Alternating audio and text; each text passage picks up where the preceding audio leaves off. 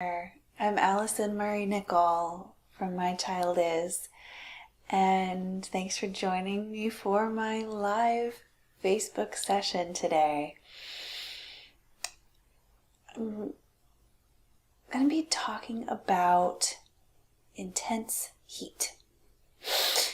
And it feels strange to be talking about that today because it was actually quite cool and rainy here where I am. But just a week ago, it was so hot. It was literally 99 degrees heat index. And so I love taking walks, and I just really, really wanted to go for a walk on this very, very hot, bright, sunny afternoon. And, I was prepared, so it was fine. But as I was walking, I was just feeling that intense heat just all around me, the sun on my skin, the oppressive humidity kind of just in the air. And it reminded me of how it can feel when a child's behaviors are so intense that it feels like you can't escape from the intense brightness of what is going on with them. It can feel like those behaviors are beating down on you, just like the sun's rays, and making you sweat and draining you of your energy and your vitality, and just sucking the life out of you because it's so constant. It's like, there's no shade from it. There's no breeze. There's no air conditioning. You can just go and press a button and magically turn on. And so there is no relief from the intensity of those behaviors from a young child who is just trying to understand their emotions for the first time, or in a new way, or as a little kid, as opposed to when they were a baby. And so it can feel like, again, the intense heat of those emotions and things going on inside of them, can think like the sun, the core of the sun itself is much, much more intensely hot than the warmth from the sun that we feel on Earth. So, as intense and hot and heated as those emotions and those behaviors feel to us as adults, we can only imagine how intense they feel inside of that little child. So there are a lot of different ways that these behaviors can look, different types of things that can show up, that can all cause us to feel that same drained, dehydrated feeling, like constantly demanding attention, no matter what the exact behavior is. Calling your name, mom, mom, mom, mom. How many times can you say it in a row? Or dad, or grandma, or grandpa, or whoever. Just whatever they're doing to try to get your attention. You feel like you don't even have a minute to yourself for the most basic things, like just going to the bathroom to pee for 30 seconds even, or to get yourself a glass of water and to stay hydrated. And no wonder you end up drained and dehydrated. All this, you're literally not able to get the vital things you need to eat enough to get the right nutrients. You can be, hungry and even malnourished if you're not able to even think straight to take care of yourself, because your little one is demanding your attention just all the time. You can't take your eyes away because of what they might do, whether it's dangerous or just more bothersome.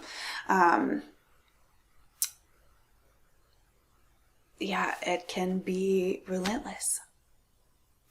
Or maybe they are always running and jumping and climbing and bouncing on and off of everything. Their body just never, ever, ever stops moving or slows down until maybe eventually you can get them to hit the pillow at the end of the night. But just the constant movement, and never being able to sit still for more than a moment. That's another one. Or it can maybe be more like whining and complaining or demanding.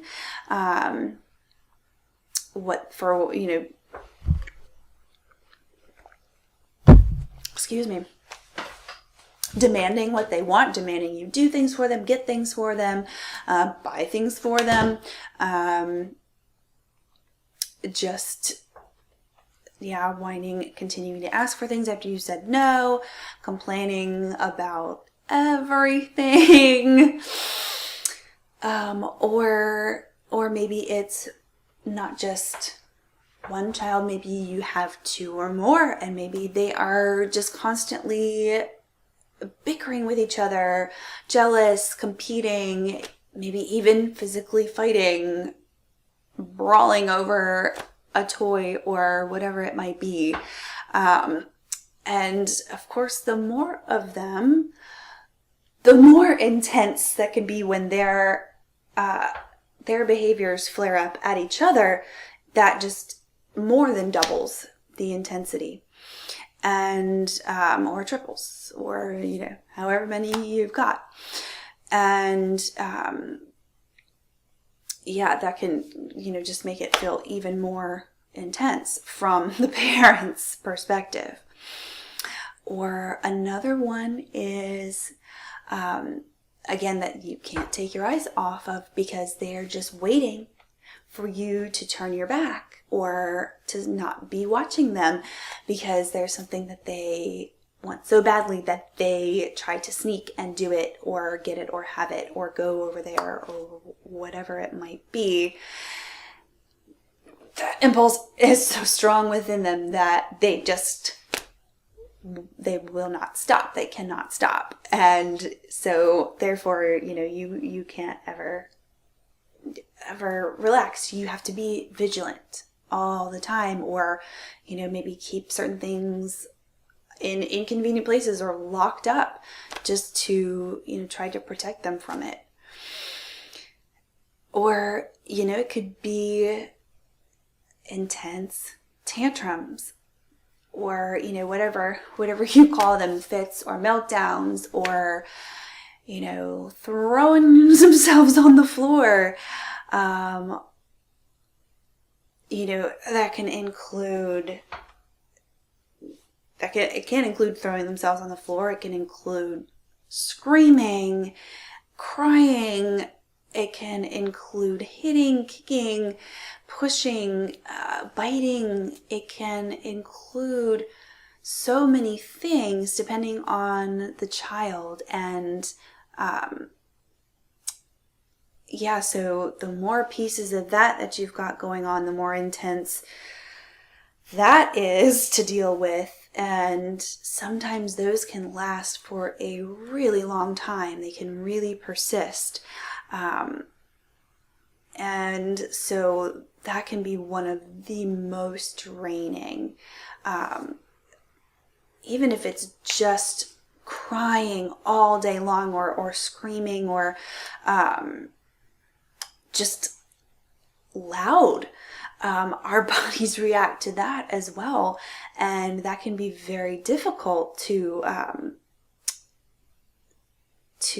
avoid that just draining all of your energy while you're trying to stay calm, while all of that chaos is happening around you, and commotion and noise. And so, I mean, that's bad enough, but for some people, as much as it's a metaphor that the sun's rays are beating down on you, for some parents, the reality is that their kids are hitting them.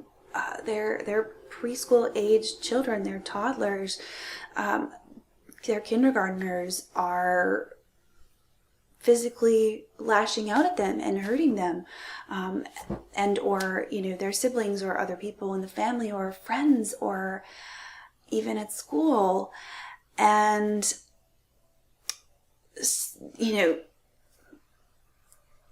again, as much as so many of these behaviors can feel like they're beating down on you, when your child is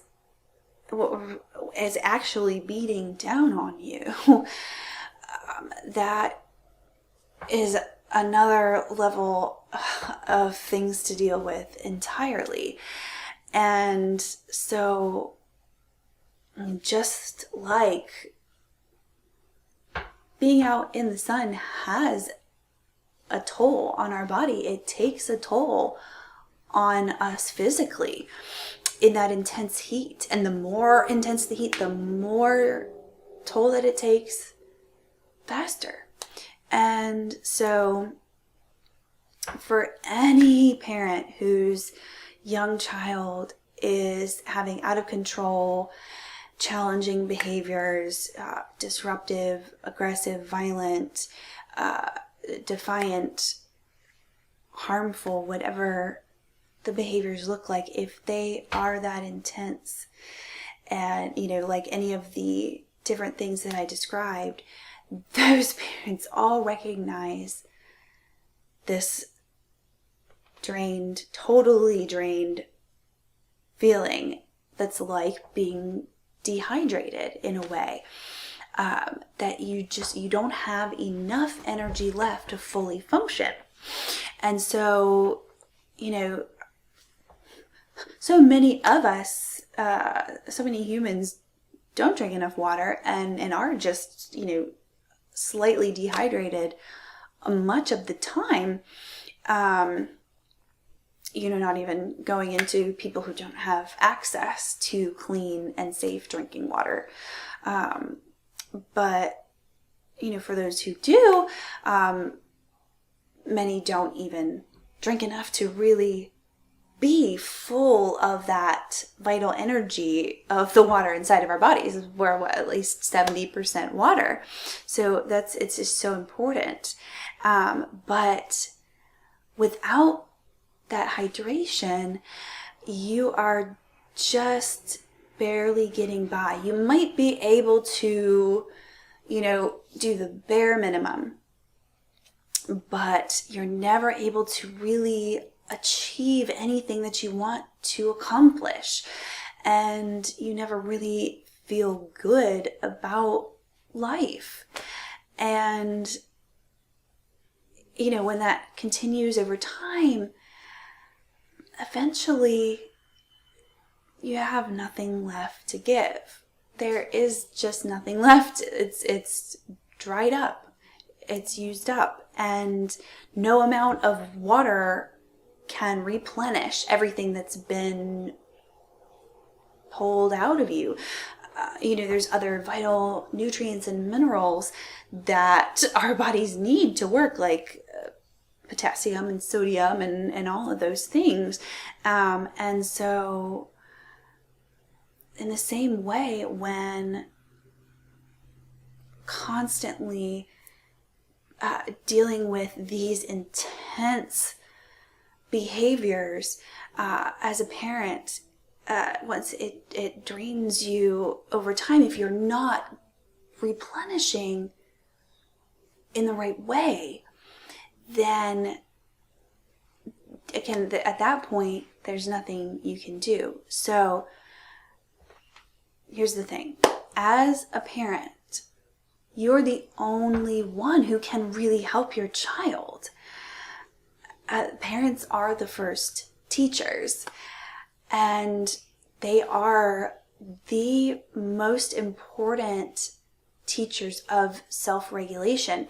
And so a parent is really the only one who can help their child, and is the best one for sure, to help their child regulate the temperature within them, the emotional temperature, and the intensity of the behaviors that come out of that. And so again, a parent is the best person to help a child to reduce the heat of those behaviors, and just turn down the thermostat. But the only way that a parent can do that is, first they have to be able to get in close and do that work. They have to find a way to shield themselves from the intensity of that heat so they don't get dehydrated and drained, and then not be able to do anything at that point. So there are so many things that parents can do to shield themselves, to protect themselves from the intense heat of the behaviors. And it's just like when we have an actual heat advisory, and what is recommended to prepare and to do to protect yourself in a heat advisory, like wearing clothing that covers your skin, loose and lightweight clothing, and to wear sunscreen on any skin that's not covered, and a hat that has a wide brim, sunglasses, and drink lots of water, and stay in the shade when you can, and even stay inside when you can. Plan ahead, plan your day so that you're not going to be outside during the hottest times of day, right? To get yourself into a safe location when you know it's going to be those intense times. And also maybe have a little bit of aloe vera gel ready to go just in case you get a little sunburn. It happens sometimes. And so in the same way, again, there are so many things that parents and families can do at home with their kids to prepare for when those intense behaviors come up, when the temperature rises, and then that the parents can do to deflect some of that heat and some of that intensity when it does flare up, to protect themselves from it, and to diffuse it, and make sure that it's not harming anyone and just kind of fizzles out. And at the same time, then from the other side, once the parent is shielded and protected from that intensity, then they can go in and get in close and do the work with the child to help them to figure out how to really cool down the temperature on a more permanent basis, and give them tools to do that themselves, and to be able to reduce the intensity of those behaviors. And through reducing the intensity of the emotions, and then other behaviors can be chosen at that point. And so and again, working with what's going on now to protect everyone around and the child themselves as well, of course. And then at the same time, working with the child to calm and cool things down and get things moving and developing on that trajectory, and helping them build the skills they need to react in other ways when emotions come up, because feelings are always going to happen. Like again, the sun is always there. Even when we can't see it, even when it's behind the clouds, the sun is there. It is still hot. It is still burning. It is still bright. But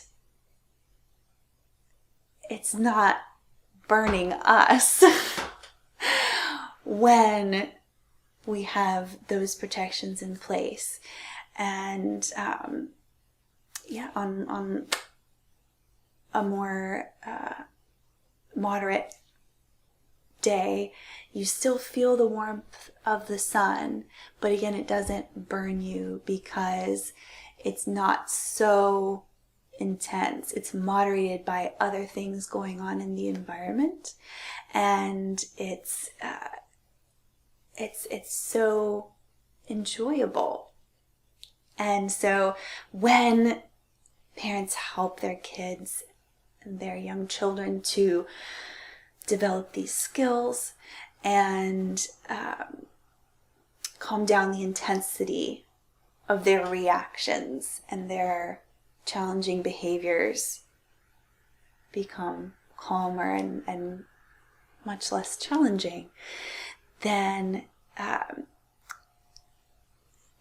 just like we enjoy the warmth of the sun, we can all enjoy the choices that the children make, that a child makes, what they choose to do, how they choose to respond and react, and we can delight in it and find joy in it, and also, be able to find some peace and rest and rejuvenation and rehydration for ourselves too, which is so important. And so if you are someone who's been struggling with this at home, with your child or with your children, and you're trying to figure out just what to do or what to say or what your next step should be, let's talk about it together. I've got some time open in my calendar in the next few days, and we can just have a chat about it and get some clarity about what's getting in the way of being able to solve these problems, and what your next steps can be to get you where you want to go, and turn down the intensity of those behaviors and be able to start enjoying your child again. So you can find a time to talk with me by going to parentingpreschoolers.help/apply. Again, that's parentingpreschoolers.help/apply, and you can find a time on my calendar there, and we'll talk to you soon. Thanks, everybody.